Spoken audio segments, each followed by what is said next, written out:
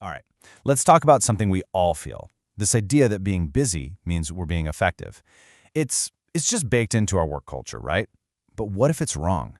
Especially if you're leading a team, you're going to want to stick around for this, because what we're diving into here is, honestly, a game changer. You know exactly what I'm talking about. It all starts with the calendar, doesn't it? You open it up and it looks like a game of Tetris that went horribly, horribly wrong. Just wall-to-wall blocks, not a sliver of white space. And those blocks, they're meetings. One video call clicks off and another one immediately clicks on. You don't even have time to grab a coffee, let alone, think. It's this relentless digital marathon, and we're expected to run it every single day. And as if that's not enough, on top of all that, you've got the soundtrack of modern work, the constant ping, ping, ping of notifications, emails, Slack messages, alerts, all screaming for your attention right now. And this whole chaotic picture, it looks like productivity. It feels like we're getting so much done, but are we really? Well, here's the thing, and this is the core of it all, that feeling of constant motion. It's often just an illusion. It's a great deception because, and this is so important, being busy and actually creating value are not the same thing. They're not even close. So let's get clear on what we're talking about. What is busyness, really? Well, it's that state of just constantly reacting. It's playing whack-a-mole with your inbox, putting out one little fire after another. You're just keeping the wheels spinning. But value is a totally different beast. That's about creating real, meaningful outcomes. And here's the kicker. It almost never happens in the middle of all that chaos. Nope. It's usually born in the quiet, focused, deliberate moments. Okay, so let's really dig into this. What we have here are two completely different styles of work. A tale of two work styles, if you will. And for any leader out there, understanding this difference, well, it's everything. It's the key to building a team that actually moves the needle. So, where does each one come from? Think about it. Busyness comes from reacting. It comes from responding to whatever is loudest. It's just attending the next thing on the calendar. But value?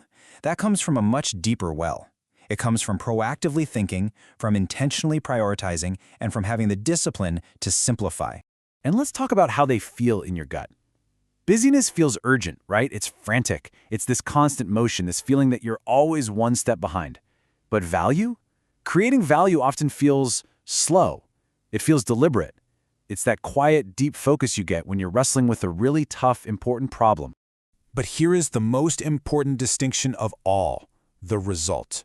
What do you actually get at the end of the day? Busyness just fills your time. It keeps things moving, sure. But value? Value actually changes outcomes. It creates real, tangible progress. So this brings up a huge question, right? If creating value is so obviously better, why are our companies so obsessed with busyness? Why do we reward it? Well, it turns out we've accidentally built an organizational trap for ourselves. And here's how the trap works. It's simple, really. Activity is visible. You can see a packed calendar. You can count the number of meetings someone's in. The clarity of real impact, though, that quiet, deep work, that's way harder to spot. And so, what happens? People, often without even realizing it, start optimizing for what's visible. More updates, more meetings, more involvement.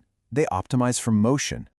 I love this quote. Motion is not progress, and effort is not always leverage. It just hits the nail on the head. We have to decouple these ideas in our minds.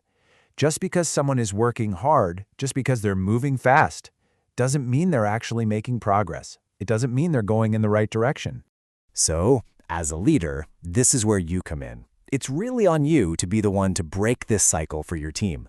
And it all starts by turning the mirror on yourself and asking some, well, kind of uncomfortable questions. Here's the first one. Be honest with yourself. Are you busy because your work is truly important? Or are you busy because your schedule makes you feel important? Oof. Yeah, there's a really big difference there, isn't there?